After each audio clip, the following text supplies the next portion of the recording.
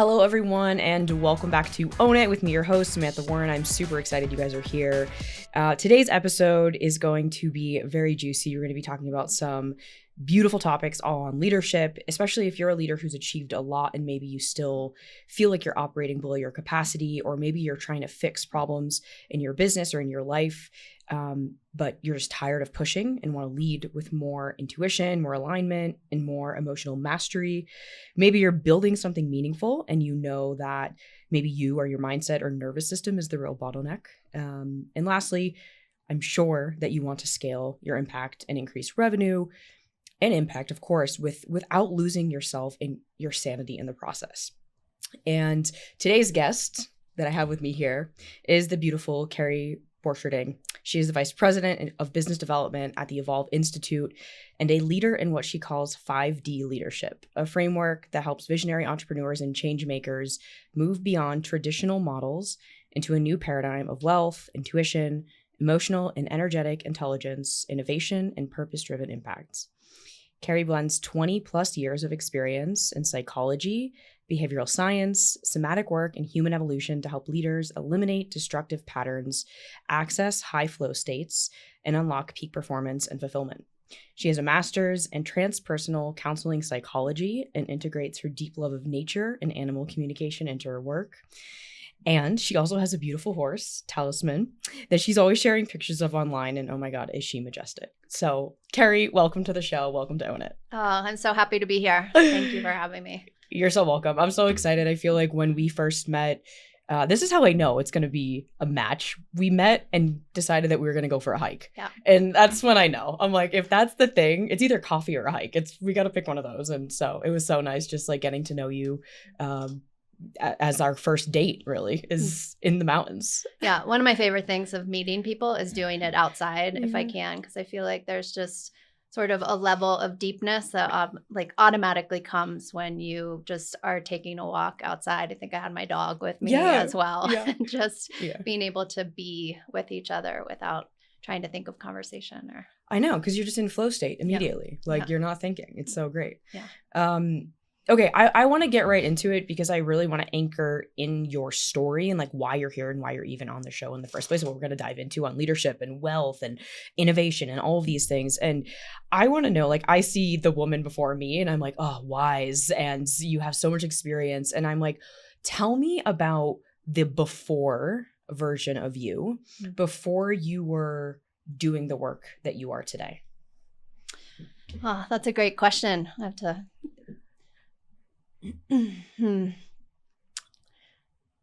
What comes first is I think there's always been a part of me who has felt that there is more, like more than just what I can see and feel and experience sort of in this 3D realm. And even as a kid, I feel like I was talking to fairies and playing in the woods in my backyard and like knowing on this deep level that there was more, but I wasn't quite sure how to access it. So, you know, like all of us, I think, do is you go straight into what you learn, your conditioning, what other people thought I was nuts most of the time when I was talking about things that other people maybe couldn't see. And so, yeah, I think I started getting sort of smaller and smaller and put into sort of this box that many of us live in, these like these operating algorithms that we have that are small.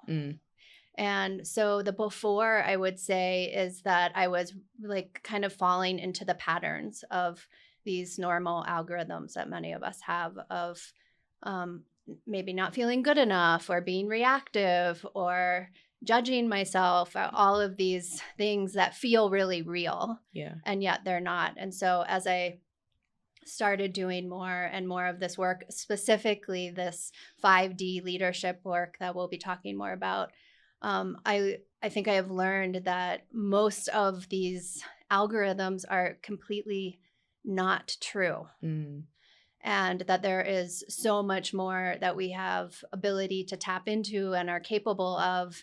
And as we start doing that, there's like all of these unlimited possibilities start to reveal themselves. Yeah. And so I feel like I'm much less reactive now, and I have much more space, and I can see and feel and talk to my soul rather than kind of swallowing these old narratives whole and thinking that they're who I am. Yeah. Okay, when you were talking, I got this image of like a parabola, like it's like upside down U, where it was like the starting point was who you were as a kid. And I so see the fairy in you. Oh my God. I'm like, girl, you're like a little magical, like dee dee dee. Like that's just the energy that you give off. And then it's like becoming who the world wanted you to be. Whatever that means, fitting into algorithms, etc., fitting into the school system or the hustle. way, Like my parents were amazing, but it was very much, you can do whatever you want, but you have to really work hard to get there. Right. So that's what you learned, and I'm sure that's what you did. And so now coming back to this place of, no, that's not how we're going to operate. And so tell me, like, so I can see that parabola of like before, and you learn all this conditioning, it takes you away from who you are, and now you're back at who you truly are. And I'm sure you have ebbs and flows to that. Absolutely. When you decided that you were going to step back into like the truth of who you are and lead yourself in this way and go back to your fairy ways, let's just use that, right? Because I think it gives people a visual, because I think we can all, I think everyone listening here is very spiritual or very tapped into something bigger than themselves, right? And they know that there's something that's unseen. There's like things we can't even describe, but we just know, or we have gifts, or we have access to information, and we're clairvoyant or whatever, right? So how did you make that transition of breaking free of the hustling an old way into this new way of 5D leadership that we're going to dive into? Yeah. For one, I think that I just really started, as I have done so much personal development work over my life. And I was a therapist for a long time. And then I have done many certifications, and all of those things were great. And I learned so much. Yeah. But coming back to, okay, what's actually true, and beginning to tap into my soul. How do you do that? How do you tap into your soul? No, that's such a good question. So here's one quick tip that you can do. So most of the thoughts that we have coming in are not ours. Mm-hmm. It's just collective 3D thoughts coming in. So one question that you can ask is this thought coming from fear or from love? And if it's coming from fear, that is not your soul. And if it's coming from love, that is your soul. So that's one quick way to know, is it coming from truth, from like my soul truth? So if you have a thought of, oh my God, I'm totally confused about my business today, I'm completely overwhelmed, I don't know which direction I should go, like stop for a second and just ask yourself, is this coming from fear or is it coming from love? Because your soul is never confused or overwhelmed or lost or not good enough. I love this. Okay, so we're just going to keep going down this rabbit hole because this is fun. So assume someone finds the thought, they say, oh, that's coming from fear. That's not a soul thought. Then what do you do with that? So that is disrupting the algorithm. So that is the fear is often just the algorithm running. That's just the operating system that we're running. Yeah. So as soon as you disrupt that by even just like first being aware. Yeah. What's the thought? Where is it coming from? You say, oh, it's coming from fear. Okay, stop. Take a deep breath. Drop into your heart space. Know that that is coming from love, from your soul. And that will disrupt the algorithm enough that will start creating the new pattern. Okay. So cool. So let's just like create a scenario here. Say I'm this is an active thing, so we can do it on air, okay? Yeah. So I'm in the midst of a little bit, just a slight like restructure of how I work with clients, and it's what I started with was really consulting, and now it's actually very much like integrative partnership with my clients, where I'm working alongside them. I'm in their business. I'm like doing things with them. Yeah. So it means that my pay structure is going to change. I'm no longer just consulting or advising. I'm really in it. And so my retainer is going to be much bigger because it's a lot more of my time. So I've been asking myself the question of, okay, how do I actually structure my packages? How do I charge my clients? What's the price? Blah, blah, blah, blah, blah, right? And my fear brain is like, I don't know what to charge, blah, blah, blah. You know, it's like having all the drama. And so I've chopped that off, And I'm in real time, like this is like a this week thing. Yeah. I'm in real time asking myself, okay, from love, from this place of soul, whether it's what's the number or what's the strategy, I haven't got an answer yet, but I'm starting to feel into that answer. Mm-hmm. But I'm curious, like in a situation where you're making a decision like this and you're like, okay, I'm not going to listen to the fear thoughts that are maybe telling me to devalue my services. How do you then create that decision or lock in that new choice point from a place of soul? Like if you were me, how would you handle that? Oh, that's such a great question. Because decision making is a huge thing in business, right? Yeah. We're making so many decisions every minute All the time. of My every God. day. We're like professional decision makers. Like, my God. Yes. And the longer we take in making decision, the longer we're putting off. Right. So decision making is a huge critical thing in business and in life in general. Yeah. So the first thing you would do, it sounds like you're doing a lot of it, is one is just stop and drop in to your heart space and see what feels good to you. But usually we use 3 points of contact. Like we have many different intelligences. Most of the intelligence we rely on is in our mind, or that's what we have learned. Right. But we also have the intelligence of the body. We also have the intelligence of your energetic body, of your emotional body, and we have many more. But let's just say you take 3 points of contact about that decision. So let's just play with it. Yeah. So when you think about the price point that you are choosing, just bring that into your awareness. Okay. And what happens in your body when you think about charging that particular price point? I get excited. Yeah, like my heart is like fuzzy. I'm like, oh, yay. Yeah. So your body has the sensation of fuzziness, of and your emotional body is another one. That's the excitement. Yep. And what happens in your energetic body? Are you expanded or contracted as you think about that? Yeah, expanded. Expanded. Yep. Yeah, it feels bigger, more powerful, or more spacious. Yeah. Yeah. So if you have 3 points of contact that all align like that, that's a great way to check in with, like, is that decision aligned? Is my soul aligned with it? Is like my entire multidimensional team aligned with that decision? Because if there is a big part of you that is off, like let's say you get super contracted when you think about that, and you feel a little deflated if you start thinking about that, you can feel the frequency change and lower, and then that is the frequency that you're trying to sell from. Right. And there's no way that somebody's going to buy it. So you have to have your whole inner world team kind of on board, so to speak, with that decision. I love this framework. So when you think about, like, we have an inner world team. Okay. That we are leading at all times. And your inner world team is like, has different levels of consciousness, different zones of consciousness. Okay. So your zone 1 team are like the team members that get in your way. Like the judgmental one, the not good enough one, the frustrated one. And those are the ones that are, tend to be leading a lot of the time in this world, because we get stressed out, and then the stressed one is leading. So zone 2, you have your kind of problem solvers, and that is your zone 2 team. And sometimes they're leading. Like sometimes you're getting shit done.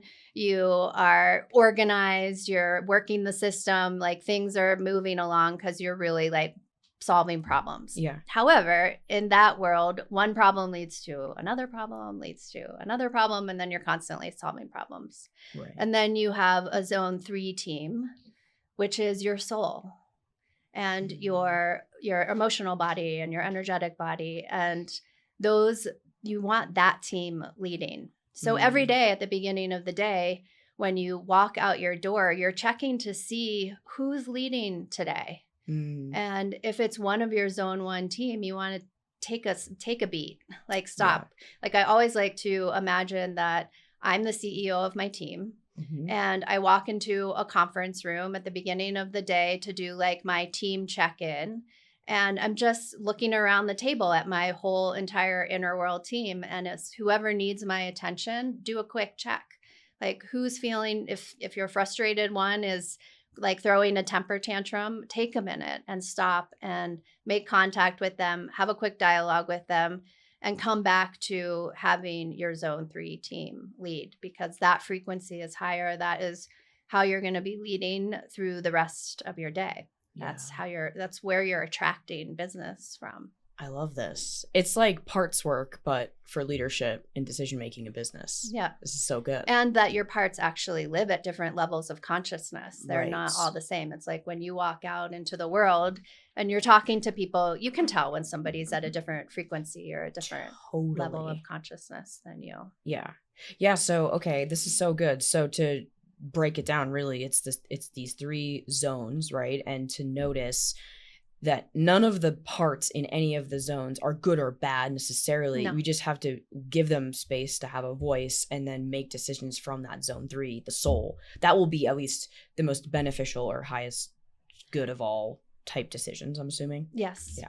Yeah. So like when you were talking about your decision and making that, if there's one part that's, kind of off, if you have the reactive one, like throwing a temper tantrum. Yeah. I totally have the dramatic one that's like, are you serious? You know, it's like. Yeah. And so if that one is leading, then there's going to be like a ripple in the field as you're trying to bring business in. This is so good. This is such an empowering and like actual applicable decision-making framework, because I think this is probably one of the things that slows businesses down the most is 100%. decision-making.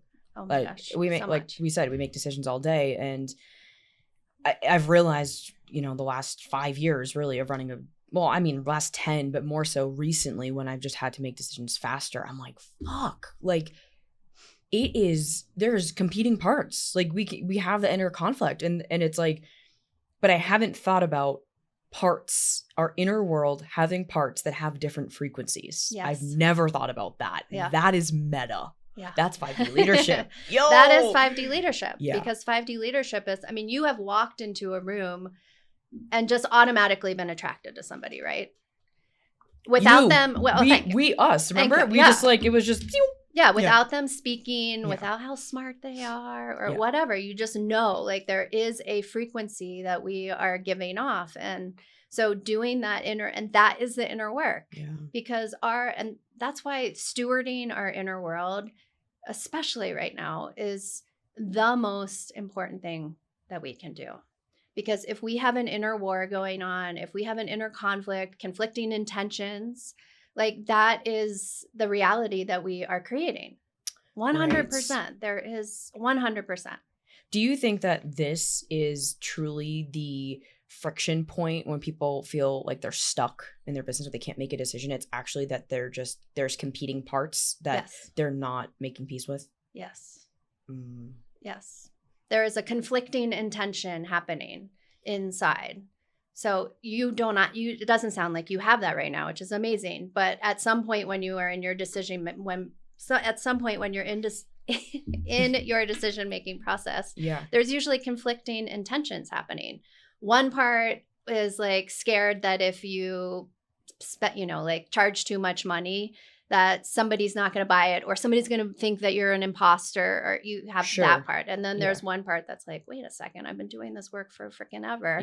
And of course I deserve that money. So you have to work on the conflicting inner world parts so that everything is aligned. So when you make that offer, it is 100% aligned and coherent and clear, and people can feel the resonance when you say it. Right. Okay. So I want to even go one step further, because I'm like, I can just tell like people are going to be asking this question. Yeah. So when there's a part of us that is not on board with the really desired outcome or desired decision, what is your process for getting that part on board, or at least giving it a space to like have its drama moment? Yeah. I do. So the first thing that you want to do is just love that aspect of you. Because it's there for a reason. It has been protecting you. It has been serving you in some way. It thinks that is its job, and it takes its job seriously. Yeah. So first, just honoring it. Like, thank you so much for being here. I so appreciate it. I know you're trying to protect me. and maybe even giving it a hug. And I know that sounds weird, but it really, like, we all want that belonging. And Right. so do all our inner world aspects too. I love that. And then then once that part begins to soften, you can just have a conversation like, hey, like this is our mission. This is where we're wanting to go.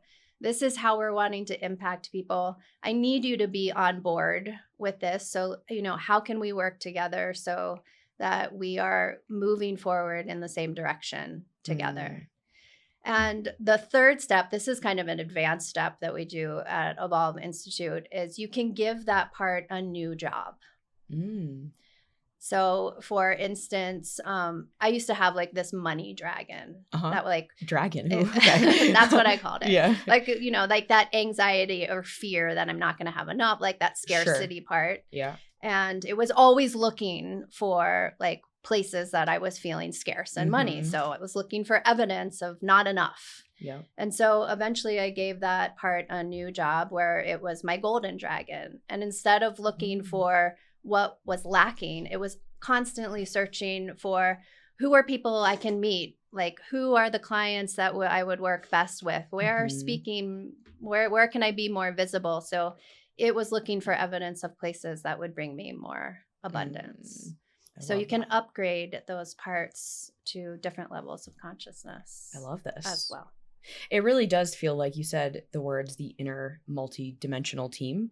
I'm imagining if we're the CEO and we have a team member that's being judgmental and unruly and trying to drag the vision down, we wouldn't just slap them across the face and keep going. Like, that's not what we would do. We would likely have a conversation. If we're good leaders, yes, we'd have a conversation with the team member to be like, all right, tell me what's going on. Like, what's making, what are you actually feeling? What's going on? And so I'm sure we'd want to get to a resolution. I don't think often enough as leaders we do this. No, I don't. I'm like, don't. Holy shit. This is one of the reasons I love those, like having the context of the zones, because once you start looking at yourself and seeing that, like now all of our clients are always like, oh shit, I'm in zone 1 right now. You can like mark it, identify it, and then shift it. But now everybody also takes that and they look outside and they're like, oh, like she's in zone 1 right now. And instead of like shaming somebody for being there, because you can relate yourself to being there. Right. You can look at that person and feel more compassion and, oh, that's not who they are. It's just, that's that one part that's acting up right now. It's just one little part of them, not who they are overall. So when you have somebody on your team that is in zone 1 that day, you can like take a second and literally do the same thing. Like give them some love. Hey, what's going on for you today? How can I help support you in this moment? And that alone helps shift people totally to a different realm. Yeah. I think that a lot of people listening are feeling that they have an easier time giving empathy or compassion to other people. And really where they need to actually pay more attention to is these zone 1 and zone 2 parts within themselves, because that's creating the inner conflict, which is preventing the growth or the decision making or the hiring or whatever the fuck the next decision is. And because if we're the CEO and we're leading the mission, it's like we have to lead it, and so if we can't lead ourselves, well then how can we lead a mission? Yeah. And literally every block that we have is coming from the inner world. Yeah. And it's a tendency for people to look for something outside of themselves to fix that. Right. Like, oh, if I just did this, then I would feel better. Or if I was just making this much money, then that would shift my inner world. But it's ass backwards. Like, it's not, there is absolutely zero coming from external that will shift something that's internal. It has to be the other way around. If we are more joy, then we will see more joy and create more joy. If we are feeling less reactive and more compassionate, then those around us are going to be more compassionate. It's literally, the external world is a mirror. Like when we're seeing all of this chaos happening in the world right now and the wars and it is the internal wars. Like if everybody was living, I mean, really think about this. If everyone was living from their soul, listening to their soul, being their soul, the thoughts were coming from their soul, imagine the world that we would live in. Yeah. And that is the internal fix. It's nothing that we can do outside to fix the system. It is, we are the system. Yeah. Mic drop. For real. Because that actually gives us power again. It is. You It's know? so empowering. Yeah. I mean, it's both. Like I've had It's some people empowering, be it's like, terrifying. holy shit. What the fuck? Yeah. It's all but like, it's all coming Yeah. from me. What do you mean? But if you can look at it as such an empowering piece, Right. that we actually have the ability to shift anything, health, relationship. I had tons of autoimmune disease gone because of the inner work. Mm.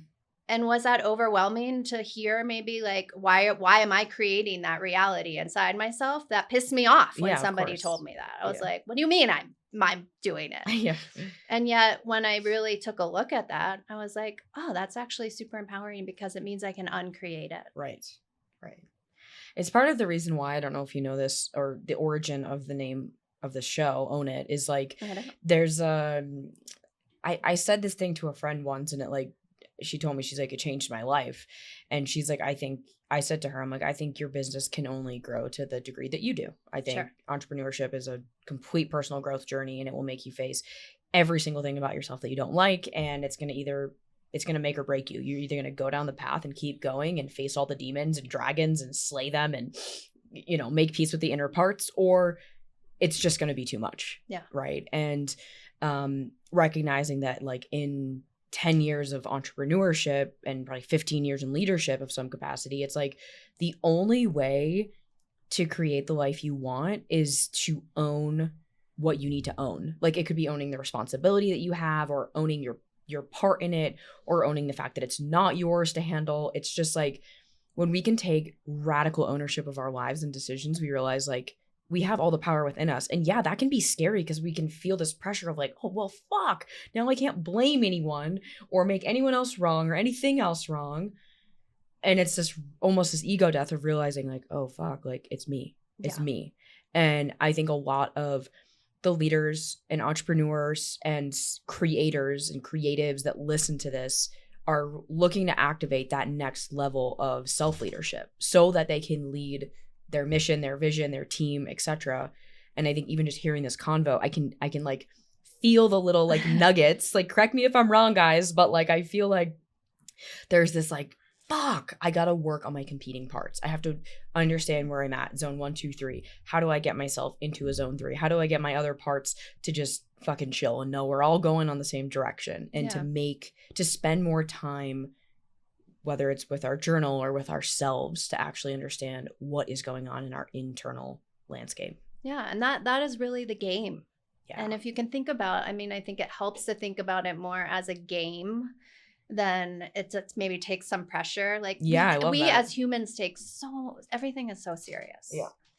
Like personal development is so serious, and making changes is so serious. And if we can think of like really like pull our perspective, our lens back and be like, oh my God, we take it so freaking seriously. We're floating on a rock in space. It's just a game. Like, and the new game is like how, you know, not to never go to zone 1, because we are. Yeah. Like, but, you know, when I go to zone 1, how fast can I shift out of it? That's the game. Like, how quickly can I, if you want to, how quickly can I move to tapping back into my soul and really listening to my truth and taking, like what you're saying, 100% responsibility for everything that I'm doing. And that can seem large, but the more that you can do that, the more you have the ability to create whatever it is that you want. If you're pointing the finger at somebody else, then you have no power. You're just waiting for somebody else to make a move in order for your life to be better. And that's bullshit.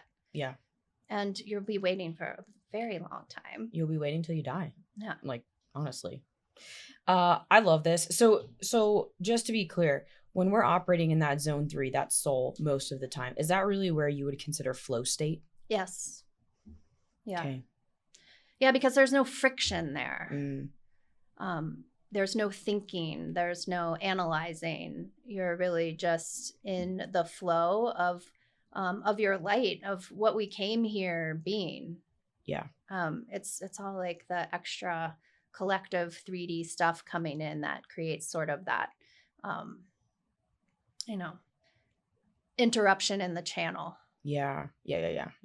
I talk a lot about like clear your channel to change your life. Like the clearer you can be internally, the easier it is to just move and to flow or to be in momentum or to take action or whatever. But I love this. I'm seeing it as like a pyramid. I don't know if that's how you draw the zones, but I can see it as like a pyramid of like when you're in the zone 3 and you're really in the flow and you catch yourself out of zone 3, cool.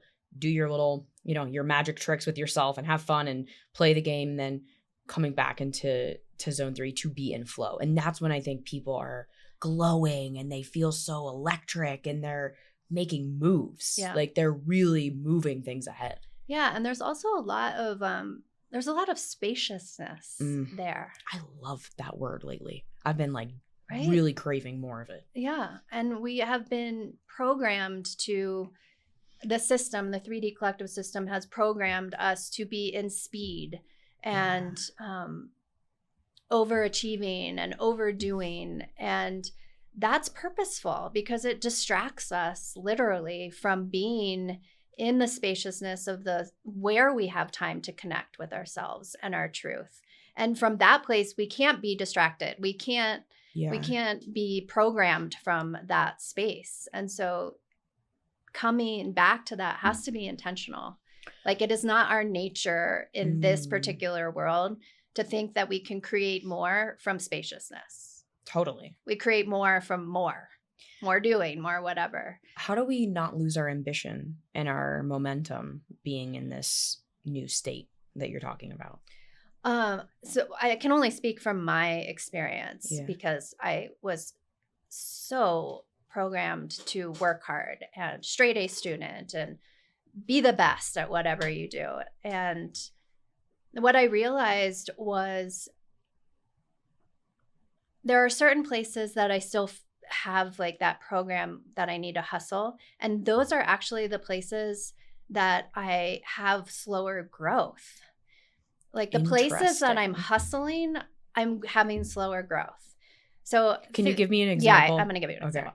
So think about and maybe I'll use you. So think about there are certain things that just come no matter what. They're like, you don't have to think about it. They just flow really easily. Yeah. Are there places like that? Like for some people it's relationship. For some people it's work. For some people it's like house. Like for me, no matter what, I always have the best house. And I don't look for it. It just like comes. Love that. Okay. With ease. I think the place where I have the most ease is like, it could be client, relationship, partnerships, like people. Like people is the most flowy thing. People just fucking magnetize to me. I do zero effort. So you don't hustle at that. And yet you have the most things coming to you with the most ease.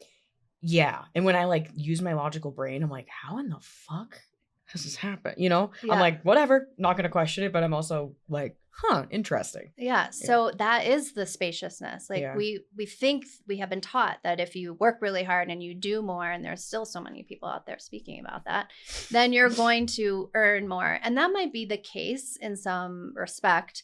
However, at some point that is the burnout. Right. Like you can only keep that up for so long. Yeah. So the spaciousness, as you start playing with the alignment and being in the frequency that just attracts what you want, then more just comes without even having to do anything. Yeah. Like I was searching for a retreat space for a year-long program a couple years ago. And I was like working my ass off.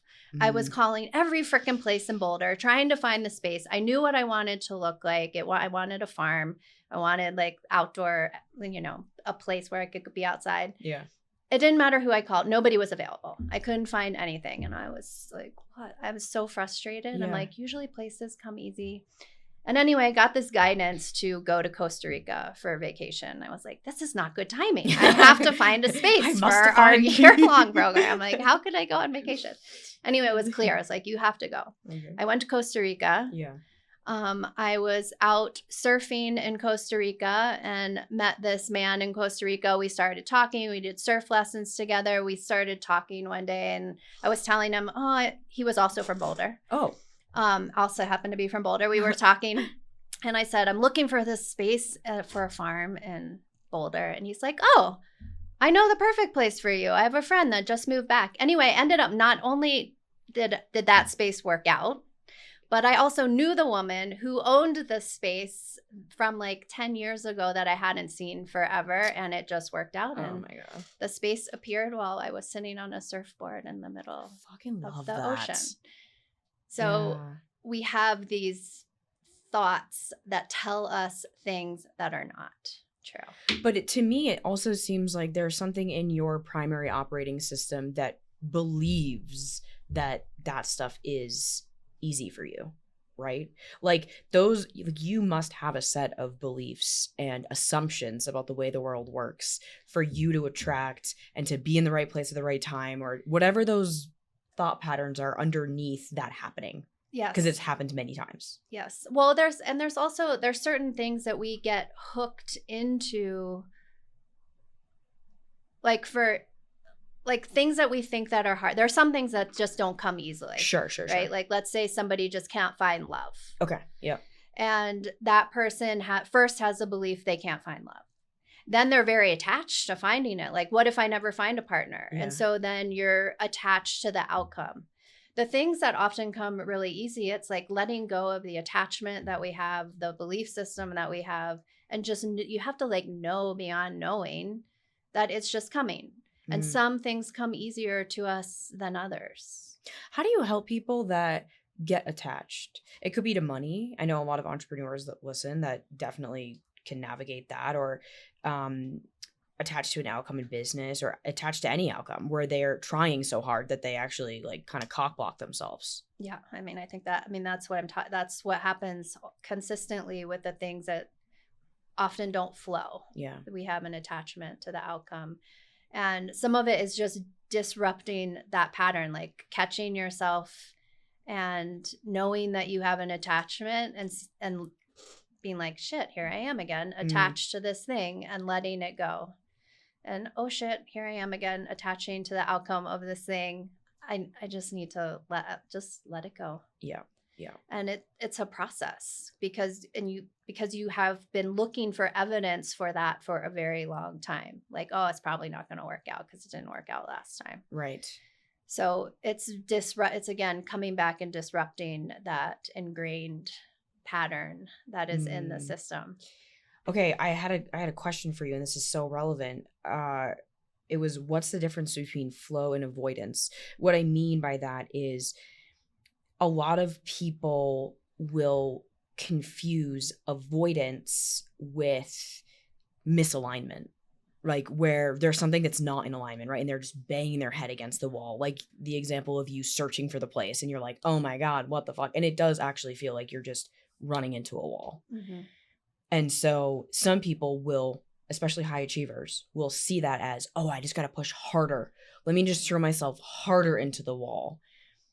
How do you discern between I need to keep going versus I need to disrupt this and either change strategies or let go or just relax around it? Like, how do you know when enough is enough? I think that comes back to, that's where your soul can come into play, as well as all your other intelligences, because oftentimes your mind will tell you that, but you know that that's not the case. Like, it's that guttural feeling. It is. It's hard to put into words, but like when you're in a relationship that, or a business relationship that you know is not right. Yeah. Like you know, but you can make 100 excuses in your mind about, well, if they just did this, if this just changed, and you keep saying and you keep staying. Yeah. And you know it's not right, and things keep getting worse, but still you just are like, oh, I gotta, you push through it. Yeah. And so I feel like we always know the answer. We just are scared of loss. Scared of loss, or scared of being alone, or scared of not belonging. I mean, there's a million excuses that we can like I call them safe problems. There's a million safe problems that we can create to protect ourselves from making a move. Oh. But as soon as you even feel like the bumping up, there's something there. As soon as there is resistance, that is a clue that there's at least something to look at and check out and see. And that's where you can go and check in with your parts. Like check in, like, am I expanded or contracted? Yeah. That is a great first indicator of, am I avoiding, or am I just, this is like not in alignment. Yeah. This isn't right. What does it feel like in your body? And then I'll share mine too, because Yeah. maybe that will help everyone watching and listening. What does it feel like when you get that first nudge of like, oh, fuck, like something's off, or I know that this isn't it? It could be the business relationship. It could be relationship. It could be a decision you like. You're like, ugh. Like, what does it feel like for you? For me, my energetic body contracts immediately. Like, and what does that one like of mean? my first. So I feel like I hold my breath. Mm. Like all the space around me comes in close, so that I feel almost trapped. Personally, I get like a itchiness in my lungs when something is off. Yeah. That's just, like something that I notice personally. But oftentimes people will feel, like clients that I talk to, well, you'll have something like in your gut, like you just feel like, well, like, yeah, something's off. It doesn't feel good. Yeah. I think I feel it most in like my solar plexus and my gut, where I'm just, it's this feeling of like, oh, it's like, it's a combination of like disappointment and like grief. I feel like so much of my realizations around like people either falling out of my life or like a relationship not working, it's that first thing, it's grief. It's always just like sadness. It's just like, fuck, yeah. I hate endings. I hate them so much. Like, why? And I know it's a common thing for us, especially when like we're a little sensitive beings and we don't want to leave people behind, or we don't want to like, it's just like, oh, fuck. And then realizing like, oh, God, I have to have a conversation, or I have to do something, or I have to disrupt things. And just this feeling of like almost dread too, of like, oh, damn it. I think as soon as you ask yourself the question, like, am I staying in this situation because I'm tolerating, I'm being like comfortably uncomfortable? Yeah. Like, does this feel like status quo? Yeah. And that, I mean, if you're feeling kind of like if you're tolerating anything, there is something to look at. Ain't that the truth? Because tolerations are an anchor to zone 1. Interesting.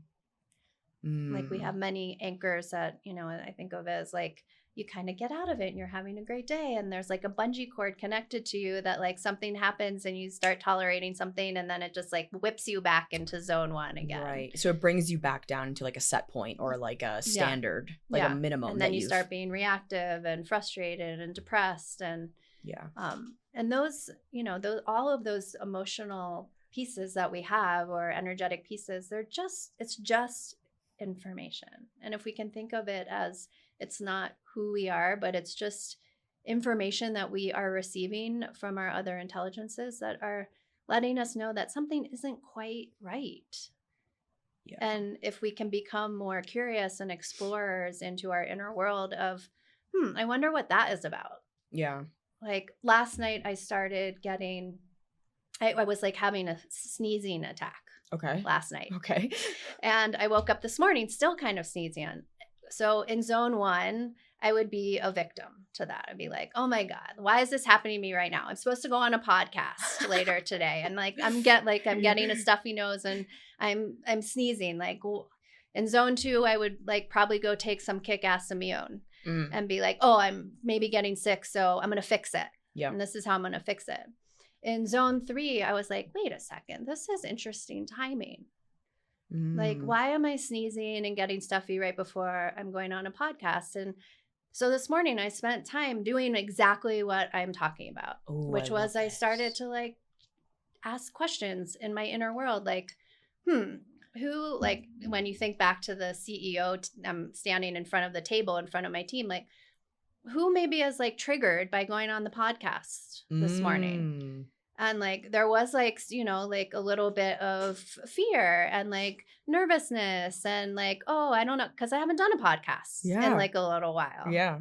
And I would have never known. So anyway, I started, you know, having conversations like, okay, we're doing this, and having like getting them on board and on the team and checking in with my soul, like how, you know, I want my word for this year is radiant visibility. Oh, and here we are.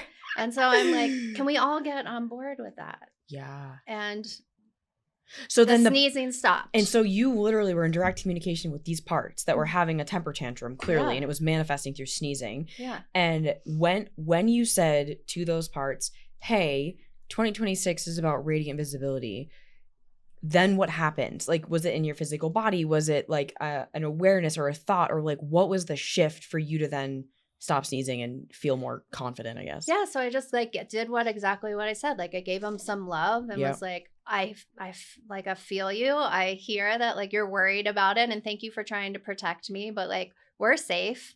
Everything's good. Like we know we've been talking about this for many, many years at this point. It's not a big deal. Let's just go. Like, can we all be on the same page? And I started just to clear that out one at a time. And so that's what was, my body was just a clue. It wasn't like, oh shit, something bad is happening. It was just like, huh, I wonder what, there's something happening. My body's trying to tell me something that I need to pay attention to. I love this. So really there's no problems. There's never problems. No. There's just clues. No, just clues.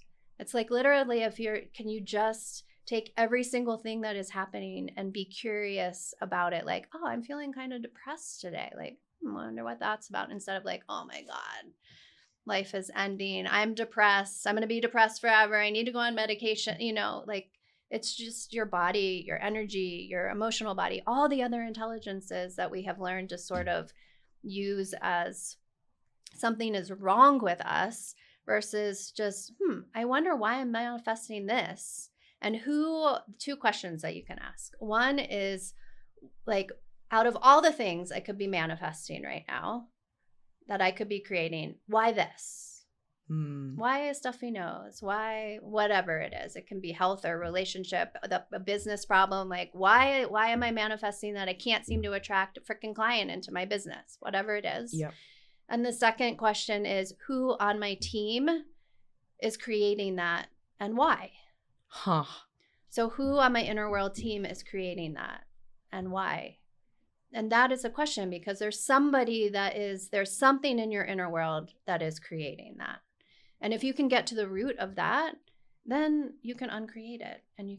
And that's where the creating a new reality and making the problems obsolete. I didn't have a problem with my nose. I just created a new reality of like, oh, I'm good. We're good. Yeah. And that went away. I didn't have to I didn't have to take a bunch of medicine. Right. Which is what mainstream media teaches. If you have a problem, take this drug or take this thing or do this thing or whatever. Yeah, do this in business. It's do this strategy. Yeah. Do like there's always something to do. Yeah. It's not, I wonder why clients aren't being attracted right now. Like what in me is creating that versus what am I not doing out there that can fix that? Yeah. Because you're still you. You're still. Yeah. You know, this is making me remember, this is a little story segue, but I think people will relate. When I was ready to leave the coaching industry, but I didn't know what I wanted to do yet. I was in this, this battle of like, okay, keep working with more coaching clients, but I don't know what I'm doing yet. So I'm just going to keep doing that. And I remember when I started my business, I was in fitness and health and wellness and life coaching and all that. It was so easy. I didn't even have to like try to get clients. I had a full business. It was always full. I always got new clients. If somebody finished with me, a new person would just pop up. I was always full. It was when I didn't actually want to keep doing it that they weren't finding me. Yeah. And so if I had this tool then, I would have sat with the part of me that didn't want to do it. Yeah. That was trying to tell me, Sam, you don't want to do this. Yeah. You've kind of been lying to the rest of the team about what you want. We know, so they were trying to help me. And I was making myself wrong and trying to fix the problem. when in reality there was no problem. It No, was there was like a conflicting intention yes, happening. Like, I want clients, but I don't want them here doing this. right. And I think that is so common for entrepreneurs. They want an outcome, but they're trying to do it in a way that they don't actually want to do it. Yeah. Like they want the money or they want the success or they want the visibility or whatever it is, the freedom, but they're going about it in a way that their whole entire team is not on board with. And their soul is not on board with, actually. 100%. And they're like, what the fuck? And they know they're smart and capable, but they've been coming at it through the wrong lens or through the wrong business model or whatever way of working. You know? And we often hear, oh, like, just fake it till you make it. Well, I'm sorry, but I have never had the experience where that No, works. me neither. Me neither. Like, yes, in the terms of, we can sometimes feel imposter, like we're doing something that feels like but we would constantly feel like we should know more or could know more before we do whatever blank. Yeah. And there is always more to know, but there's also a million people that don't know what you know. And so you're never being an imposter. You're just talking to the people who resonate with you and your frequency and what you have to share. And those are the people that you are attracting. It doesn't have to be everyone. So good. I love this. I feel like the nuances like that you described, the decision making, the frameworks, the like noticing when the inner parts are not in alignment. Like I can feel it almost like nails on a chalkboard. Like that's the feeling in my body I get when I have inner parts that are competing or just not in harmony. Yeah. You know, and yeah, I'm really excited to use these. And that's the reason we usually distract ourselves. Oh, what else can I do out here that might take the nails off the chalkboard off? Yeah, because it's uncomfortable. But it's not. It has to be going inside to do that work. It's like recognizing that like dissonance inside of us to know, oh, we need to make a different choice or we need to, talk to our parts. Yeah. I love this. Okay. So, is there a certain daily practice or an immediate thing that we can give to the listeners that is going to help them with this process of really operating in 5D leadership? I feel like before I met you, this show used to be called High Frequency Leadership, which is very on brand for sure. Yeah. And now with you describing 5D leadership, I'm like, oh, we get it. We understand what that actually means and how to make peace with the multidimensional inner team and the outer team and all of that. So is there a practice that you do daily or something that we can give the listeners to implement on a daily basis, whether it's with their inner team, outer team, themselves, that is really going to help them keep coming back to zone 3 when they find themselves in zones 1 or 2? Yeah. I'm just sitting with what I think would be the most.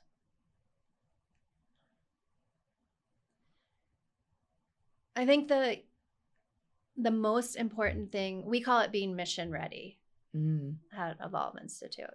And it's easy at the beginning of your day sometimes, especially when we are busy.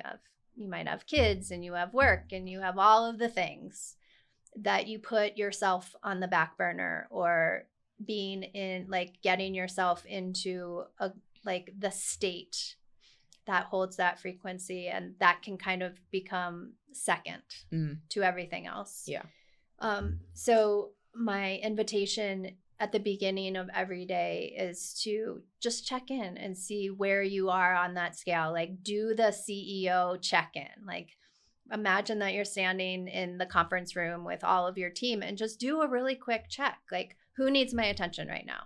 Did I wake up feeling anxious? Okay, let me just sit with my anxious one for a second and just give her a hug or him a hug and just be with them and allow them to have their experience and shift and try to shift out of it. That could be going for a 5-minute walk. It could be sitting in meditation for 5 minutes.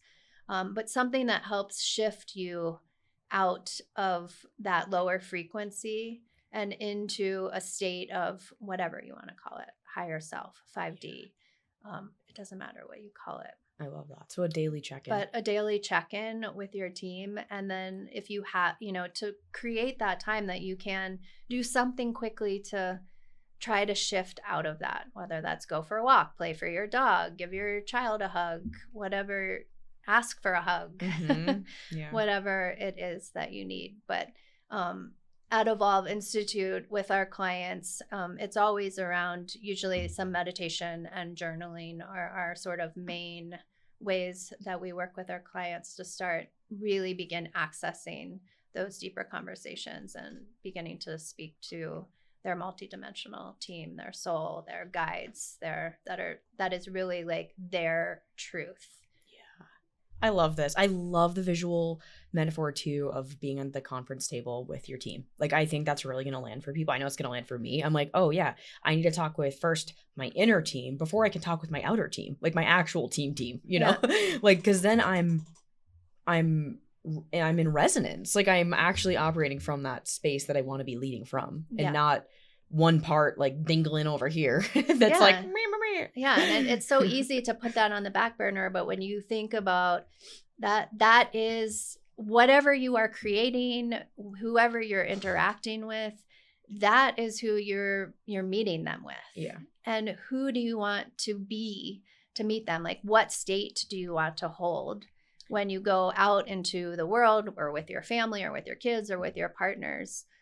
That state is what you are creating more of. And so that is the foundation of your life. So when we talk about living and leading in 5D, the foundation has to be solid so that you can build all the other things. And that foundation is you and your living in soul and your truth, not all the collective thoughts that are leading. Yeah. I think just as a reflection on that, it's like, it's really expensive to not do this. It's going to cost you a lot to not do this. Yeah. I've seen people, myself included, have had to shift the entire business because realizing it wasn't built on that solid sense of truth and soul and love and all the things. Yeah. And whether it was built on obligation or people pleasing or shoulds or devaluing, and then coming into a state of wholeness and like genuine, like, oh my God, this is amazing. It gets my loins and my heart all fuzzy. I'm so excited. Like, that's when we know that we're in that space. And I think however long it takes to get into that place, it's worth taking the time and spaciousness to get there so that you don't build on a shitty foundation. Like, I was an architect prior. So I always think about businesses or brands or missions, whatever, being built that way. And if you don't dig a hole and pour a foundation with rebar and set up the building to be able to hold the weight and the structure, it will inevitably collapse. It will. And it doesn't take much to do that. Yeah. Like a little bit of stress, a little bit of overwhelm, a little bit of somebody saying some shitty comment to you on social media, right, whatever it is. Like, you have to, you can't be on shaky foundation. Yeah. And that foundation is 100% your inner well. Oh, woo, so good. Okay, last question for you. So I'm curious, I love to end with this. Where in your life or business or relationships are you currently owning it? Basically that discomfort zone or that growth edge that you're still working on personally.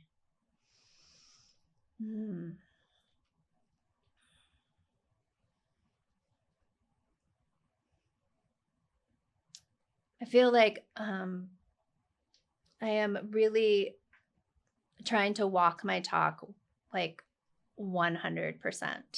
So my edge, I think, in that is being completely open and vulnerable in all of the places I'm still completely fucking up.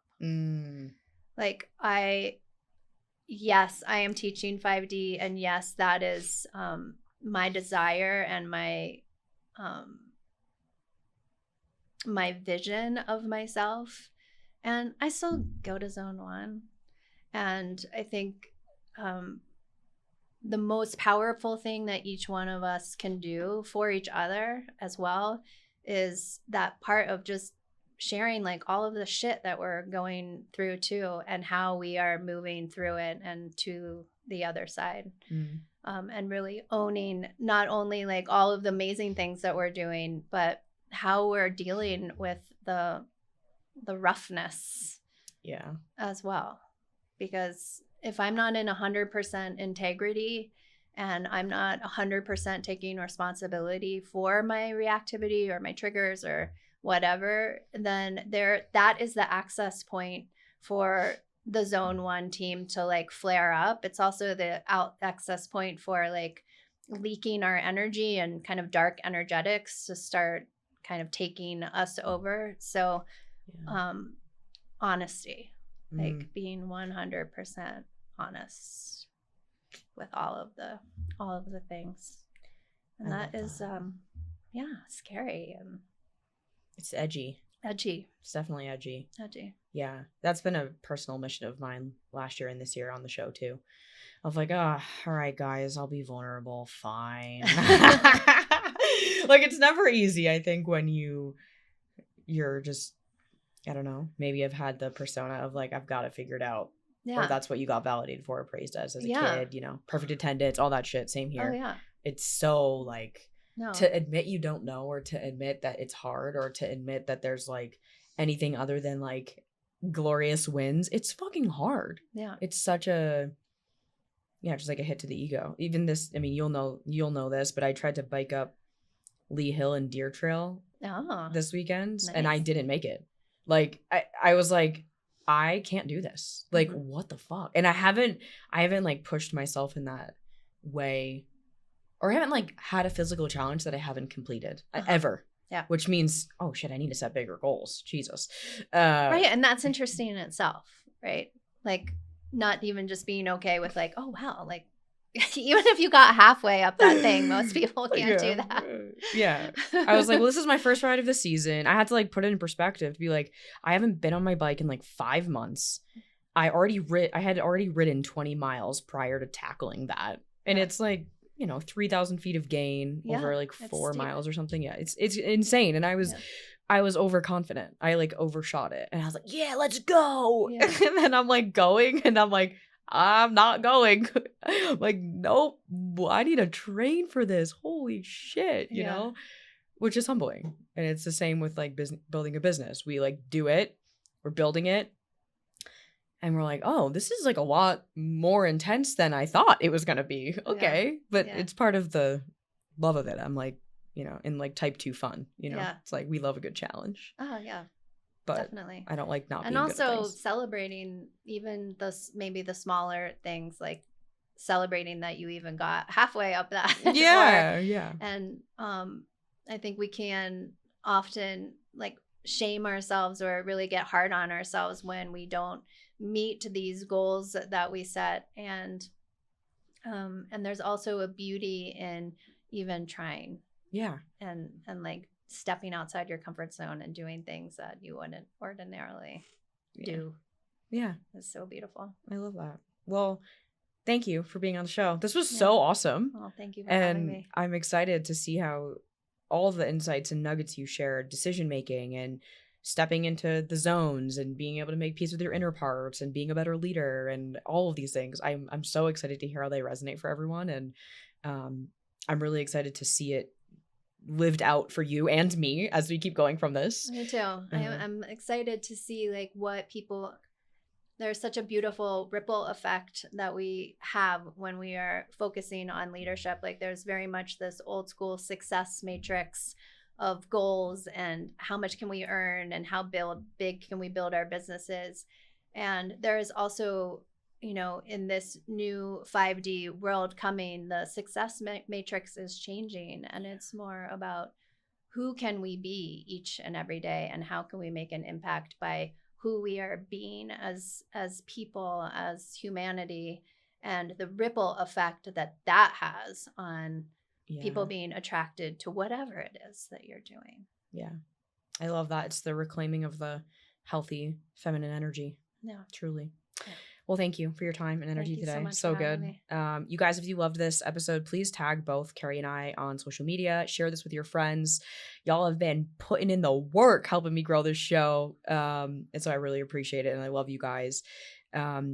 I look forward to hearing your insights. Definitely let us know, shoot us a message, and make sure to share, and keep those reviews coming because we're stacking up. I think we're past 145 star reviews. So appreciate every single minute that you guys spend listening to the show and reviewing it and sending it with your friends. And again, thanks, Kerry, for being here. And we'll see you guys next week. Bye, guys.